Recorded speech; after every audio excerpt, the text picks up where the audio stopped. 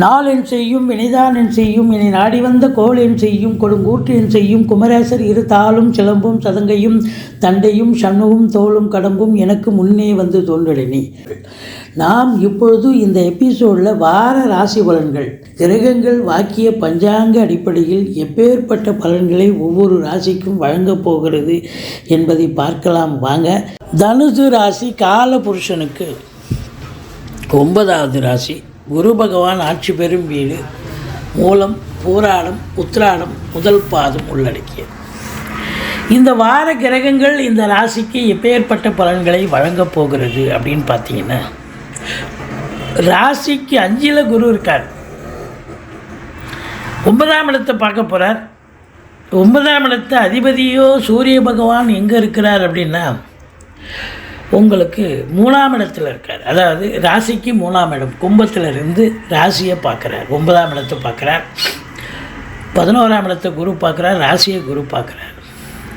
சனி பகவான் உங்களுக்கு உபஜயஸ்தானம் 3-6 இடத்துல இருக்கார். சூப்பருங்க. ஸோ கிரகங்களுடைய சஞ்சார நிலையை பார்க்கும் பொழுது இந்த தனுசு ராசிக்கு இந்த வாரம் ஒரு அமக்கலமான ஒரு பலன்களை வழங்கப் போகிறது என்று சொன்னால் மிகையாகாது. ரொம்ப சூப்பராக இருக்கும். தனுசு ராசிக்கு நினைச்சதை சாதிக்க முடியும்.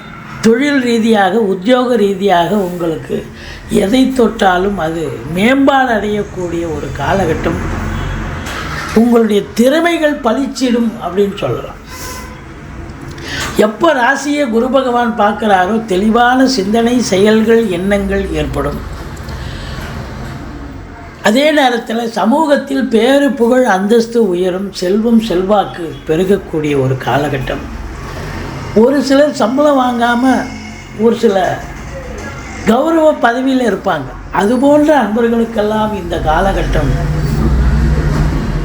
அருமையான வாரம். இன்னும் செல்வாக்கை பெறக்கூடிய ஒரு அற்புதமான ஒரு வாரம் என்று சொன்னால் மிகையாக. 5ஆம் இடத்து அதிபதி 2ல் உச்சம் செவ்வாய். அப்போ குலதெய்வத்தினுடைய கடாட்சம் உங்களுக்கு 100% கண்டிப்பாக கிடைக்கப் போகிறது. அது மட்டுமல்ல, பூர்வ புண்ணிய ஸ்தானாதிபதி அப்படின்னும்போது போன ஜென்மத்து பலன் இப்போ நீங்கள் அனுபவிக்கக்கூடிய ஒரு காலகட்டத்தில் இருக்கிறீங்க. அது மட்டும் இல்லை, பூர்வீகத்திலிருந்து நல்ல தகவல் வரப்போகிறது.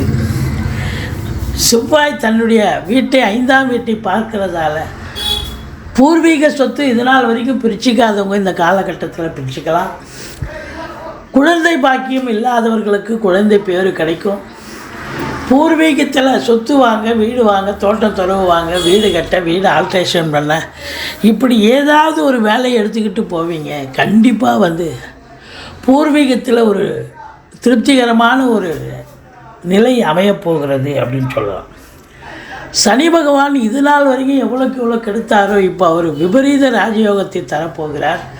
தொழில் ரீதியாக மட்டுமல்ல, உத்தியோக ரீதியாக எந்த ஒரு நிலையிலும் உங்களுக்கு நல்லது செய்யக்கூடிய ஒரு அமைப்பில் உபஜயஸ்தானத்தில் இருந்து விபரீத ராஜயோகத்தை தரப்போகிறார். 4ஆம் இடத்தில் ராகு பகவான் சில நல்லதுகளும் செய்வார், சில கெடுதல்களும் செய்வார். கெடுதல் அப்படின்னு பார்த்தீங்கன்னா, தாயினுடைய தேக ஆரோக்கியத்தில் அக்கறை தேவை. தாய் வழி சொந்தங்கள் உங்களுக்கு அகைன்ஸ்டாக இருப்பாங்க, அவ்வளோதான். நல்லது அப்படின்னு பார்த்தீங்கன்னா, ஒரு வீடு கட்டுறீங்க, வீடு வாங்குறீங்க, இல்லை இது ஏதாவது லோன் போட்டு தான் வீடு வாங்க முடியும், வீடு கட்ட முடியும். அப்போது நீங்கள் கேட்குற இடத்துல லோன் அமௌண்ட்டு அதிகமாகவும் கிடைக்கும். பெரிய ஒரு 50 லட்ச ரூபா எஸ்டிமேட் அப்படின்னு சொன்னால் நீங்கள் 1 கோடி ரூபாய்க்கு வீடு வாங்குவீங்க. அப்படி இந்த பிரம்மாண்டத்தை, இருக்கிற இடத்த பிரம்மாண்டத்தை பெற்றுத் தருவார் இந்த ராகு பகவான். வண்டி கூட பார்த்தீங்கன்னா சிம்பிளாக வாங்கலாம்னு நினைப்பீங்க. கட்சியில் பார்த்தா ஒரு 8 லட்ச ரூபாய்க்கு கார் வாங்கலாம் நினைக்கக்கூடியவர்கள் பார்த்தீங்கன்னா ஒரு 20 லட்ச ரூபாய்க்கு கார் வாங்குவீங்க. இதுதான் நிலை. மற்றபடி 5ஆம் இடத்தை செவ்வாய் பார்க்குறதாலையும் 5ல் குரு இருக்கிறதாலையும் பிள்ளைகளுடைய கல்வி மிக மிக சிறப்பாக அமையப்போகிறது.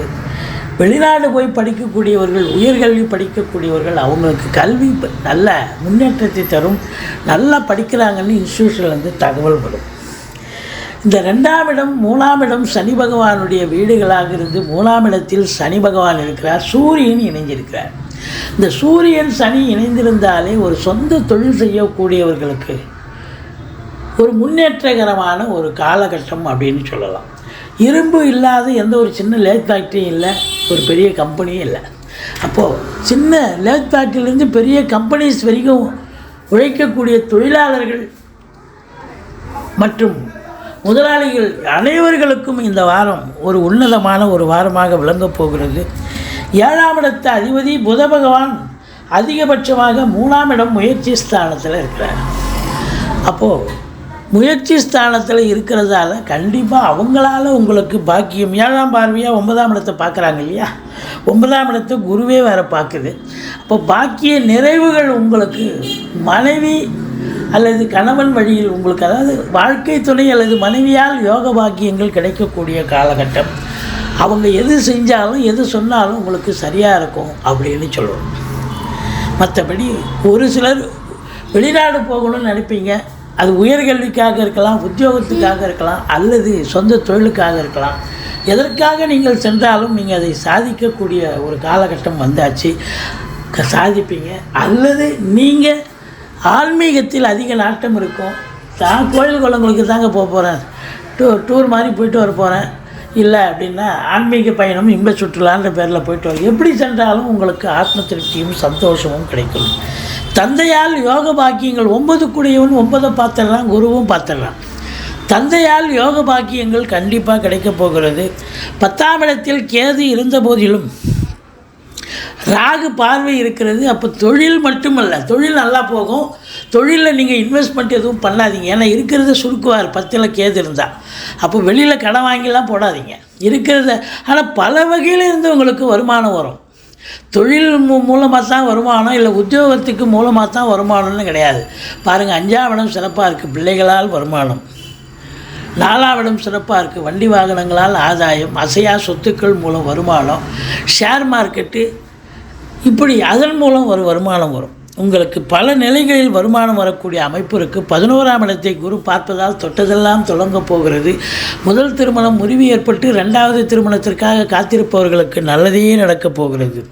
12ஆம் இடத்தை சனி பகவான் பார்ப்பதால் கொஞ்சம் டென்ஷனாக இருப்பீங்க, வேலைக்கு உண்ண மாட்டீங்க, உறங்க மாட்டீங்க. மற்றபடி செலவினங்கள் ஏற்படும். சுப செலவும் அசுப செலவும் சேர்ந்தே வரக்கூடிய காலகட்டம். தனுசு ராசிக்கு இந்த வாரம் ரொம்ப ரொம்ப அமக்கலமான ஒரு வாரமாக விளங்கப் போகிறது. சாதிக்கப் போகிறீர்கள். பிள்ளையாரை வழிபாடு செய்யுங்கள், துர்க்கையை போற்றுங்கள். வாழ்க்கை வளமோடும் நலமோடும் அமையப் போகிறது.